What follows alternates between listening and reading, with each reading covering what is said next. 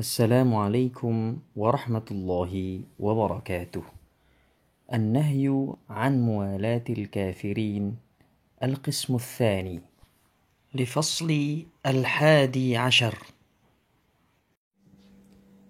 Ayat-ayat yang menunjukkan haramnya mengangkat orang kafir sebagai pemimpin.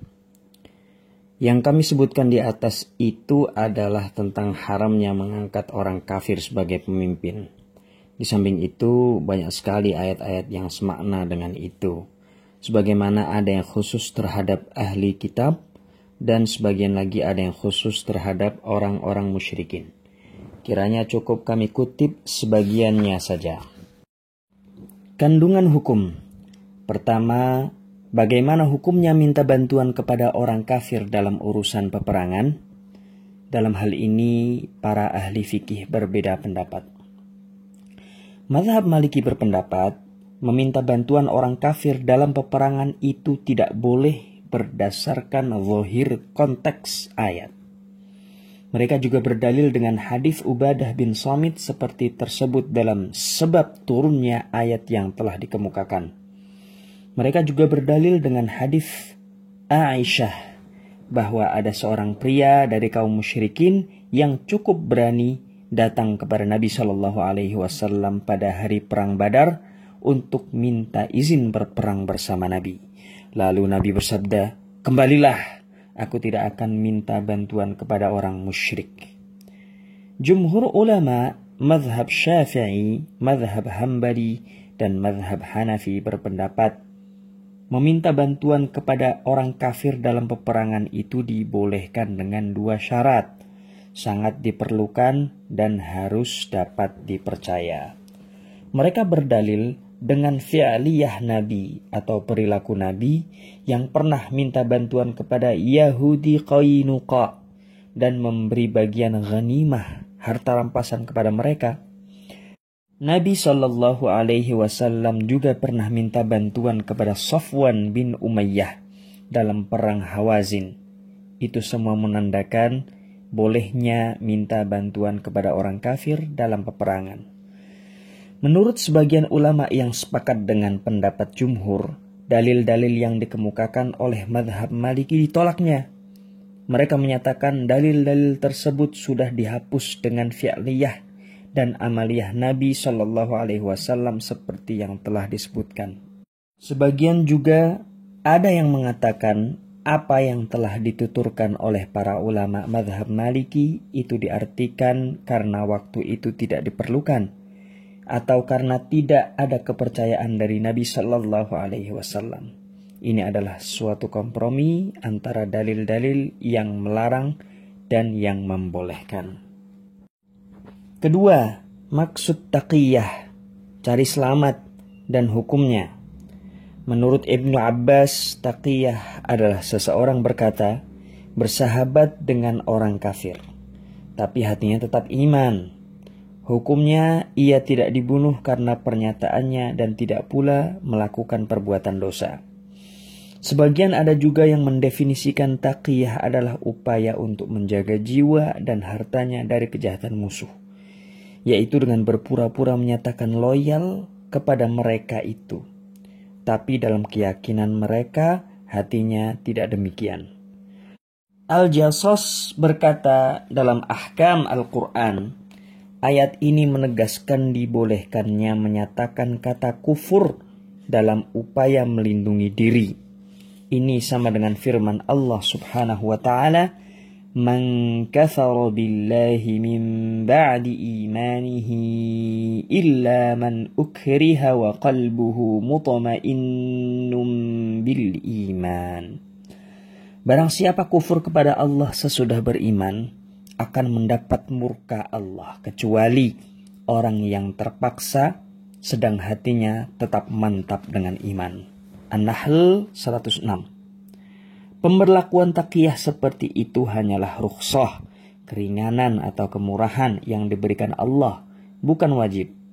Meninggalkan cara taqiyah lebih afdal, sebab di kalangan rekan kami ada yang menyatakan orang yang terpaksa harus mengatakan kata kufur tapi tidak melaksanakannya hingga ia terbunuh lebih baik daripada dia terus terang menyatakan kekufurannya seraya berpura-pura.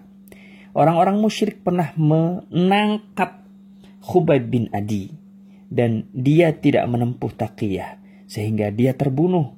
Dia dalam pandangan kaum muslimin lebih utama daripada Ammar bin Yasir ketika ia melakukan taqiyah dan terpaksa harus menyatakan kata kufur. Hal itu dinyatakan kepada Rasulullah SAW, maka beliau menjawab, "Bagaimana perasaan hatimu?" Ia menjawab, "Tetap mantap dengan iman." Jawab Rasulullah SAW, "Kemudian jika mereka itu kembali memusuhi kamu, maka kembalilah, katakan begitu." Dengan demikian, hadis tadi justru menunjukkan rukhsah. Kisah Musailamah Al-Kadzab dengan beberapa sahabat. Konon Musailamah Al-Kadzab pernah menangkap 2 orang sahabat Nabi SAW. Lalu ia berkata kepada seseorang di antara mereka berdua itu, "Apakah engkau mengakui bahwa Muhammad itu utusan Allah?" Ia menjawab, "Iya betul." Musailamah bertanya lagi, "Apakah engkau juga mengakui bahwa aku ini adalah utusan Allah?" Ia menjawab, "Betul." Begitulah, lalu Musailamah membiarkan keduanya bebas. Kemudian Musailamah memanggil yang satunya seraya bertanya, "Apa engkau percaya bahwa Muhammad itu utusan Allah?" Ia menjawab, "Betul." Lalu ia bertanya lagi, "Apakah engkau percaya bahwa aku juga utusan Allah?" Ia menjawab, "Sesungguhnya aku bisu." Diucapkan kata itu sampai 3 kali, lalu ditebas lehernya sampai mati. Maka sampailah berita itu kepada Rasulullah SAW. Lalu beliau bersabda, "Amma hadza al-maqtulu famada ala sidqihi wa yaqinihi wa akhadha bifadilatin fahani'an lahu wa amma al-akharu faqabila rukhsatallahi fala tabi'ata alaihi." Adapun orang yang terbunuh ini, dia telah melaksanakan kebenaran dan keyakinannya, dan dia telah mengambil suatu keutamaan. Karenanya senanglah dia. Adapun yang satunya, maka dia menerima suatu rukhsah, keringanan dari Allah. Karenanya dia tidak akan disiksa. Ketiga, apakah dibenarkan mengangkat orang kafir itu mengurus kepentingan umat Islam? Berdasarkan ayat ini, surah Ali Imran 28-29, sebagian ulama berpendapat mengangkat orang kafir untuk mengurusi urusan kaum muslimin itu tidak dibolehkan. Bahkan menurut mereka, mengangkatnya sebagai pegawai ataupun buruh juga tidak boleh. Hal tersebut adalah seperti tidak dibolehkannya menghormat dan mengagungkan mereka dalam majelis-majelis. Misalnya, berdiri ketika mereka datang, sebab perbuatan yang seperti ini sudah jelas merupakan tanda pengagungan itu. Sementara kita diperintahkan untuk merendahkan mereka. Pasalnya, sesungguhnya orang-orang musyrik itu adalah najis. At-Taubah ayat 28. Ibnu Al-Arabi menyatakan, Umar bin Khattab pernah melarang Abu Musa Al-Asy'ari mengangkat seorang juru tulis dari kalangan zimmi, non-muslim yang terikat akad zimmah, dan menyuruhnya supaya dipecat. Al-Jassas menyatakan ayat ini dan yang semakna dengan itu menunjukkan seorang kafir tidak boleh diangkat untuk mengurusi urusan kaum muslimin. Sehubungan dengan itu, maka jika ada seorang kafir mempunyai anak seorang muslim yang masih kecil karena ibunya masuk Islam, misalnya, maka tidak ada hak atas anak itu, baik tentang hartanya, perkawinannya, maupun yang lain. Ini dipertegas pula dengan tidak adanya diat atas seorang zimmi karena tindak kejahatannya terhadap orang muslim. Begitu juga sebaliknya. Seorang muslim tidak dikenakan diat karena tindak kejahatannya terhadap zimmi. Dan di antara yang memperkuat pendapat ini ialah firman Allah, وَلَنْ يَجْعَلَ اللَّهُ لِلْكَافِرِينَ عَلَى الْمُؤْمِنِينَ سَبِيلًا.